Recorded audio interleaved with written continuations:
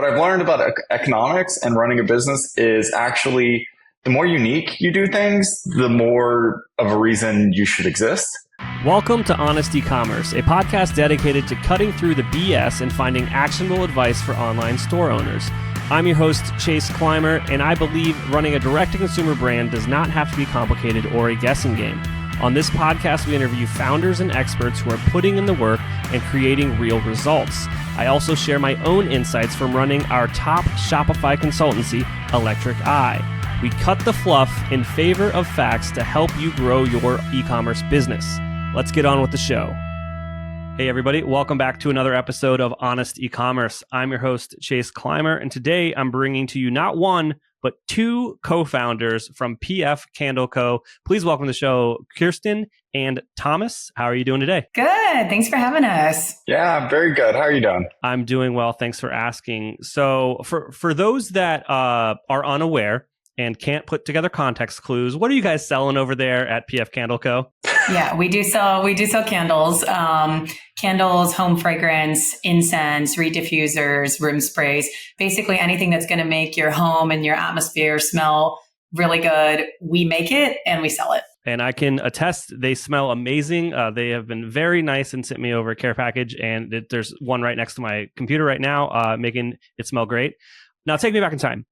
Where did the idea for this business come from? How did this kind of become part of your life? Yeah, so I started PF in 2008, and at the time, Etsy was really just starting to take off. I kind of became aware of that. I had always loved to make things, was heavily into like craft classes as a kid. So I was working in publishing at the time at a craft title, so they did a lot of knitting and crochet, and this was 2008. So big recession, the magazine folded, and I ended up losing my job. And I remember my boss sitting me down and saying, well, what are you going to go do now? And I just said, you know what? I've been writing about all these people who are makers and making a living selling handmade goods, and I want to go try and do that. So I left New York, moved to Austin, and started, well, what is now PF Candle Co., but then it was known as Pumphrey. So I started it as a blog and as an Etsy shop and selling at markets. And that's actually where I met Tom, who now obviously is my life and business partner. Yeah. We met nothing to do with the business, though. We just met like at a bar. Classic. Iconic. Yeah, right. Exactly. Amazing. Now, so let's talk about the start of the business. Did you launch on Etsy? Is that kind of where you kind of got things first going? Yeah, I would say my first launch was really doing in-person craft fairs, but Etsy was such an incredible marketplace for us at the time because, you know, there's a lot of candle companies now that sell online, but at the time I couldn't sell a candle, I think, for 6 months after I initially launched my candles online. So Etsy, in addition to hosting essentially our only website, it also was a marketplace. It would offer discoverability. It was a really, really great tool to launch there. And we started with a Squarespace and now we're on Shopify. Couple years, I would say probably not till 2012 is when we started our own website. So about 5 years just running off an Etsy shop. Yeah, I think the reason why it worked, even though after 6 months of not selling candles, is that Etsy really lends credibility to the artisans.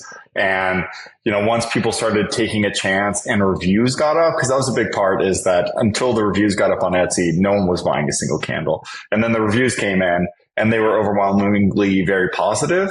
So I think that encouraged more people to buy it. And we've always had a very welcoming customer satisfaction policy. So I think people are always willing to purchase the candles.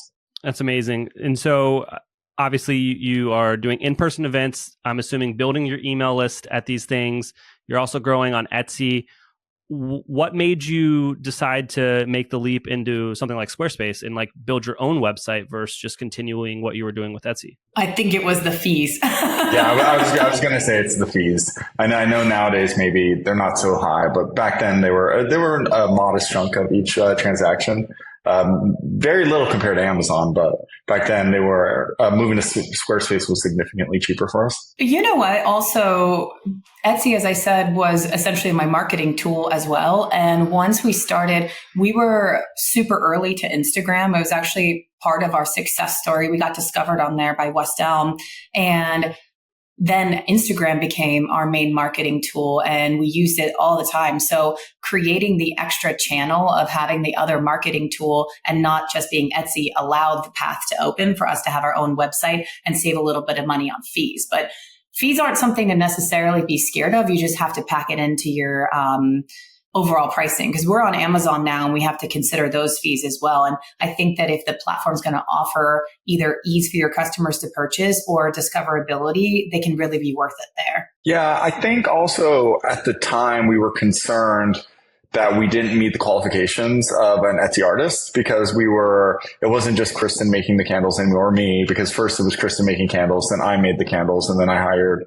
an assistant to help me make candles. And then we were afraid, like when we got to like 5 people, that we weren't an artisan anymore and couldn't be an Etsy seller. But they changed that qualification, I think, around the time we were struggling with that, but still we weren't sure if that was the right place to be for us. Awesome. And so then you launch on your own standalone website. And I think that's what a lot of our listeners are doing as well. What was one of the biggest learning curves when you kind of launched your .com and planted your flag there versus kind of what you were experienced with the marketplace? This is a good question. You know, Squarespace was actually super easy for us in the beginning because I had super basic HTML skills from my early days on GeoCities, you know. So that was very, very friendly. When we shifted to Shopify, it quickly went beyond my HTML skill set. And then we started to have to figure out what was worth the purchase cost of the monthly fees of integrations and apps and add-ons and stuff. So I would say that Squarespace, we just sort of outgrew it because we wanted those apps and we wanted all the plugins.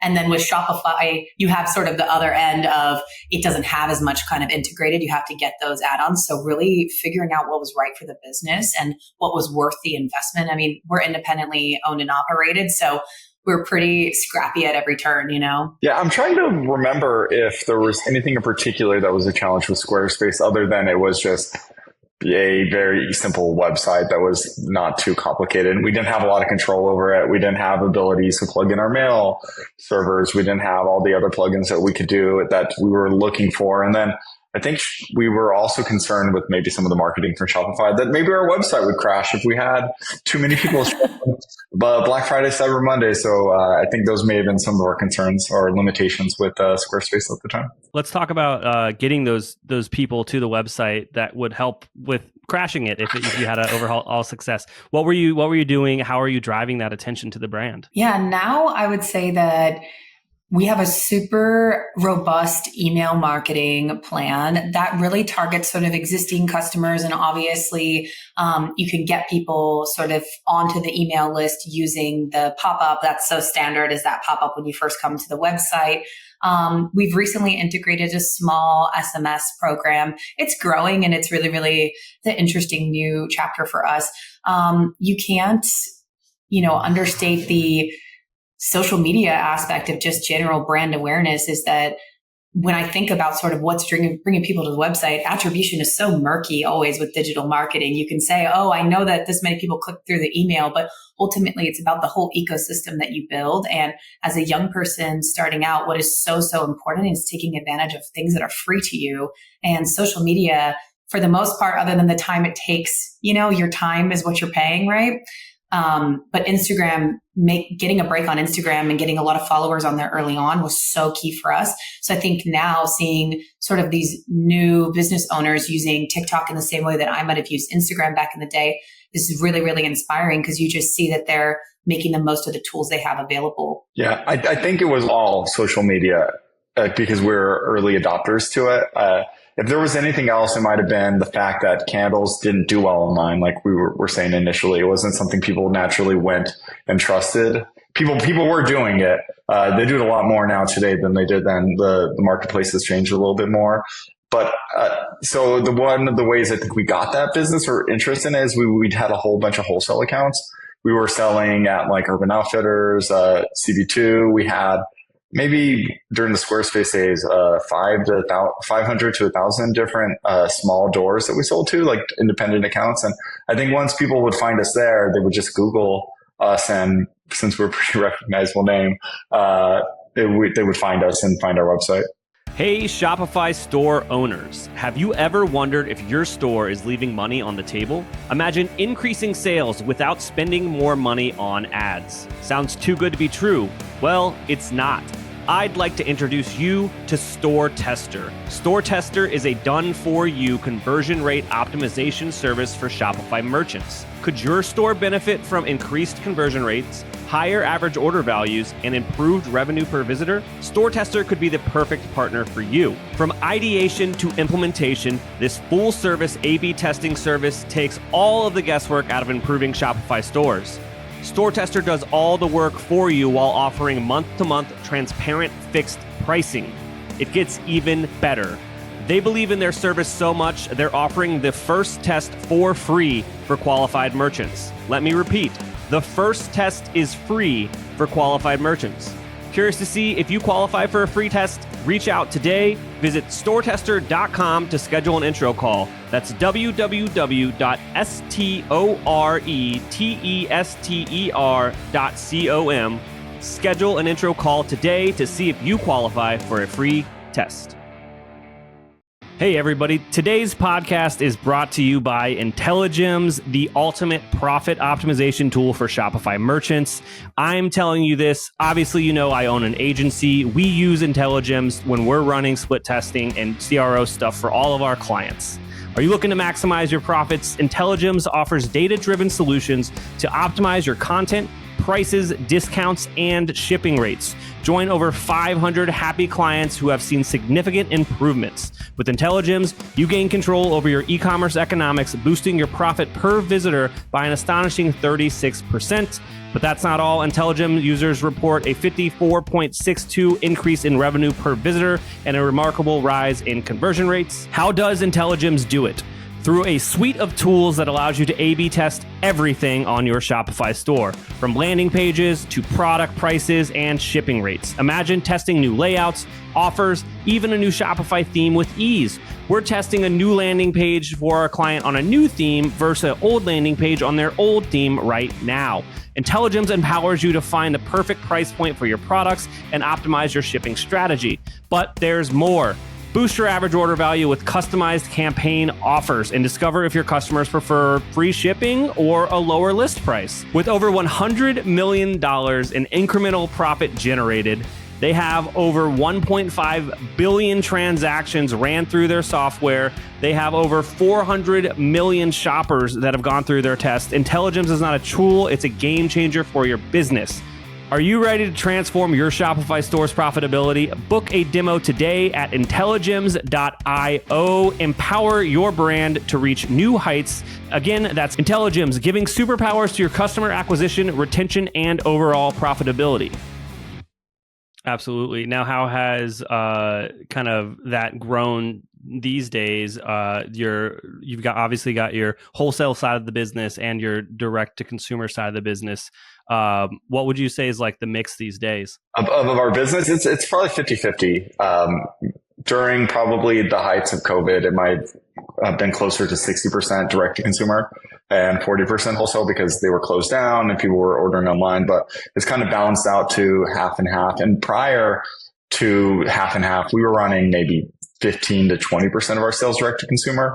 So it was really that COVID bump and people moving more to e-commerce for their daily purchases to move that have made that mix for us. Now, Kristen, do you have any tips for women in this space who want to be entrepreneurs? Oh my gosh. Reach out to your mentors and reach out to your peers. I think that is something that's so accessible. You can just slide into someone's DMs and be like, hey, you do really cool stuff. Can I pick your brain for an hour? And I think that you'll be surprised how many people will say yes to that. It's always good if you're asking someone, can I pick your brain for an hour, to sort of offer, hey, I'll send you a candle or I'll send you something to like value your time, but the sort of peer and mentor relationship has been so valuable to growing because you can reach out to a friend or you can reach out to a mentor and just say, have you been through this? Have you experienced this? And having someone in a similar position to bounce ideas off is so crucial. That's amazing. Thanks for sharing that. Now, obviously from humble beginnings, where it was just you and Tom, and then you had a few assistants pouring. Now you're up to a 63-person company. That's correct. What would you say were some of the biggest kind of learning curves along the way? The biggest challenges in learning or surprises, I guess, is managing people. I don't know. I think Kristen would say one of the reasons why you start your own business is because you don't want to be managed and you want to do it yourself. So I think when you come with that mindset, it's very hard to all of a sudden want to manage people. I think it's easier for Kristen than me because, I mean, a lot of this is her vision because she made the product and she's very specific about it. For me. So I think that was one of the biggest challenges, is just the human relations of it all and just kind of getting along with everybody. I don't know what else. Well, it's funny because you become an entrepreneur to work for yourself, right? But then if you're so lucky to be able to scale the business and employ people, then suddenly you're working a 9 to 5. And so many people quit their jobs to start a business to not work a 9 to 5. So it's sort of this interesting dynamic is you think you set out to do one thing and then you actually set out to, you're like in the system, so that's been very interesting dynamic. But Tom and I always think that we don't have to do things like other companies, and you can use what other companies do as a benchmark or as inspiration, but by no means do you have to or should you follow the blueprint that another company set. Everyone's going to have different value sets. Everybody's going to have different resources available to them. And I would second what Tom said about the management stuff. Is my last job I had was a host at a restaurant, and I went from that to an Etsy shop to now running this company. But I have been running the company and employing people for 10 years. So I feel like I slightly know a little bit more what I'm doing. I feel more confident now, but that was definitely a challenge because we went from a group of peers to suddenly like we were the boss. It was, It was very hard. I was going to bring up the point where you said that you don't have to do what other people do. That's actually very hard for people to understand, I think, because a lot of people, when they work for a company, they tend to work for these large corporate companies who have very specific ways that they do it. Maybe the people who run the businesses got an MBA at a prestigious school that tells you how to run a business. But what I've learned about economics and running a business is actually the more unique you do things, the more of a reason you should exist. That we exist because we do something differently than someone else. If someone else did something exactly the same as us, then our necessity for existing is not quite there, right? Like if another candle company made candles the way we did, or made it look the way we did, or had a staff trained the way we do, then we would be competing directly with someone exactly like us. And the reason why a customer would like us wouldn't really be there. So I think, doing things differently is actually a very important part of running a business. Yeah, but what I was just thinking is that the most challenging part, learning to be a manager, has also been the most rewarding part, is getting the opportunity to work alongside such incredible people that inspire me. Like when someone on my team does something that I'm like, hey, here's an idea. And then they just one up and how do you go here? That's just so rewarding. And it's given us, just like having a kid gave us so much motivation to keep working really hard. Having the team, that's my motivation. I'm like, it's 63 people that I need to provide for, and I want to give them a good living. So, it makes sense that it would be the challenge, but also the reward. That's amazing. Now, we are recording this in August of 2024, and obviously on the horizon for everybody is Black Friday, Cyber Monday, and the holiday sales season. How much are you guys thinking about that, and what are some of the things that you're kind of keeping in mind as we navigate the e-commerce landscape this year? Well, I do have my planning meeting coming up next week, so I'm thinking about it quite a bit. We always start to get ready in August, both with preparing the products and making the products for it, and starting to figure out what our promotions are going to be. We have really scaled back the number of sales and promotions that we do. As a independently owned brand, we realized that we were really robbing Peter to pay Paul. And when we would run these sales just to stay competitive with other candle brands or other companies doing sales at the same time, you get the sale then, but you're getting it at a discount, and you're taking inventory away that could be sold at full price later on. And right now, when all of our costs from wax to jars to labels, everything, rent, everything's gone up. We have to be really conscious of the fact that we can't discount it too much. So we have 2 sales a year now, unless there's sort of like a random promotion thrown in. So we really look at this as like, this is our Super Bowl, Black Friday, Cyber Monday for all these e-commerce brands. And you definitely have to stay competitive there. But we play around with the length of the sale. We play around with whether it's a blanket discount or we're discounting based on available inventory. So every single year we create a plan and then we do an AAR, an after action review. And we're looking at what worked, what didn't, what do we want to try differently next time. So we just try to stay super organized and implement any changes rather than just repeating the same formula every time. Yeah, I mean, I've been thinking about Black Friday, Cyber Monday, and I'm hoping this works out for me for since January, February. Tom's the CFO in addition to COO. Yeah, so for my teams, one of the things I've been talking about, and it leads to what Kristen was talking about with the promotions and stuff, was one of our biggest challenges in the last quarter was our inventory. That it was pretty much the summation of everyone that we could have done better if we would have had the inventory for everyone. And so one of the things I saw was that we spent a lot of time discounting products to hit sales goals, but we were losing margin and we were selling at a discount and we were doing more work to make less money. And I was like, let's halt that. Maybe our comps will look bad for the first half of the year. They did. But I'm going to hold steady on you guys and tell you this is the right way to go, that we're going to hold this inventory, keep it, make sure we have a good amount of inventory so we can make the right decision when it matters most, which we sell candles. They're giftable. People like the candles during the colder months. So Q4, Black Friday, Cyber Monday is kind of our showtime, and we want to make sure we're ready to make the decisions we want to make then. So we've been planning for a lot of this and making slight decisions that we know will affect it later on since the beginning of the year. Though our official planning, like Kristen said, starts in a week or so. Absolutely. Now, you were talking about obviously margins and how that affects things as a whole. And it's funny. I have this concept in my head, and I'm going to share it with you, and I want to get your feedback. That like there's kind of 3 stages of e-commerce, maybe 4, but there's like kind of like first the startup stage is like, how do I get to $1 million a year? Like, what can I do to do this? And that's all that really matters. And then there's what will get you there doesn't get you to say $10 million a year. That's a whole different kind of mindset, and that's a lot of efficiencies and processes that you're building in place. And you're probably replacing some things from that first tier into this one. And then after that, it's this kind of where it's like the math matters so much, from the cost of goods to the margins to the acquisition cost. That's like really how you start to get into these larger and maybe enterprisey or large, medium-sized business area of things. Is that $10 million plus it's all about the numbers. I guess my question to you, do you agree with that analogy? And then I have a follow-up after that.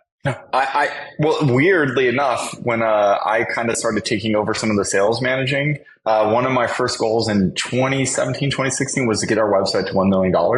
So I 100% agree with that. I was like, hey, it was like a random goal I had, and everyone's like, "Why is that your goal?" And I'm like, "I don't know, man." It's the 8-figure. It's just sorry. It's this that $1 million is such a weird. It's everyone out there that listens to the show. It's like they just want to break that because it's just this weird number. Yeah, I mean, I guess it's just your first sign of success because your website is a millionaire, I guess. So I mean, it's the meanest thing. I think I remember someone said this to me. It was like a fragrance company, and they're coming to meet with us. They go, "Oh, the first couple million are the easiest," and I was like, "What?" Respect. How could you say that?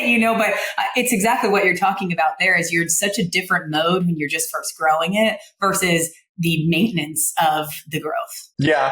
I don't disagree with you about your second part too, because what you find happens is that if you don't care about margins and you don't care about how you're doing it, you can find you can do a lot of work that doesn't feel, fulfilling is the wrong word, but it doesn't feel like you're going anywhere. Because if you're just moving product, and since we make our product, we think about it a lot more. It's not just sending a PO to a manufacturer who sends us product.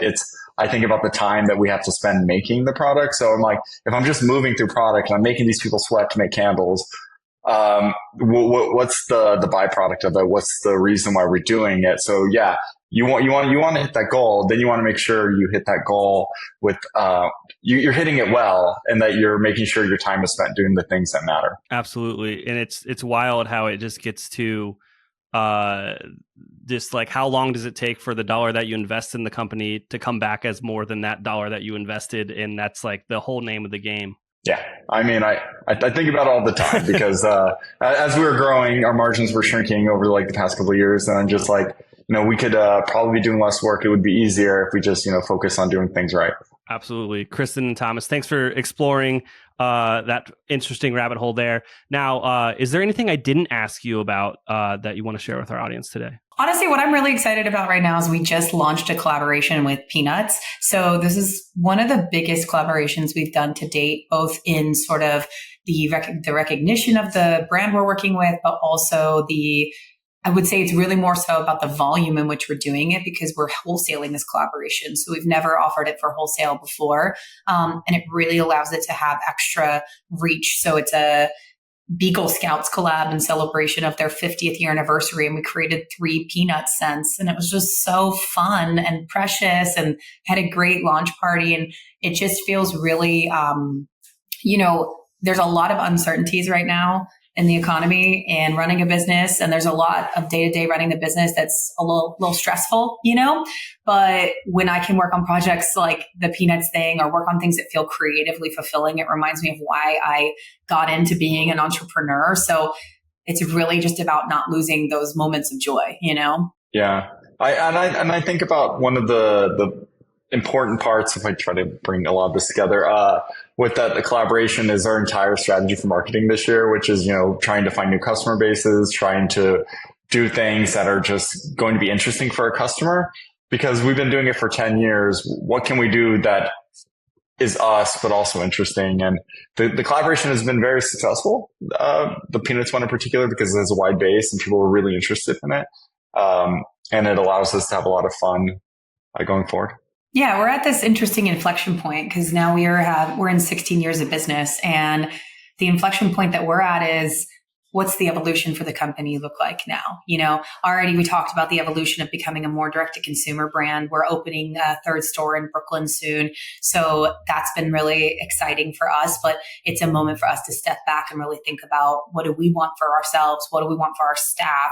And what type of product do we want to put out into the world that's actually good stuff, So it feels exciting. That's amazing. Now, if I'm listening to this show and I don't know how Google works, where should I go to pick up some of your products? Okay, pfcandleco.com. You can find us on Instagram, TikTok at pfcandleco. And I post behind the scenes stuff on my personal Instagram, which is _longbranch. pfcandleco.com is worldwide, open 24/7 a day. You can find us anytime. He's good. You can also go to one of our 2 shops that are open currently right now, which is one in San Francisco in North Beach, and then one in Echo Park in Los Angeles. And soon, hopefully expanding to the East Coast somewhere, undetermined. Hopefully. Oh, I believe in you. Kristen, Thomas, thank you so much for coming on the show today. Thank you so much for having us. It was a pleasure. Thank you so much. We can't thank our guests enough for coming on the show and sharing their knowledge and journey with us. We've got a lot to think about and potentially add into our own businesses. You can find all the links in the show notes. You can subscribe to the newsletter at honestycommerce.co to get each episode delivered right into your inbox. If you're enjoying this content, consider leaving a review on iTunes. That really helps us out. Lastly, if you're a store owner looking for an amazing partner to help you get your Shopify store to the next level, reach out to Electric Eye at electriceye.io/connect. Until next time.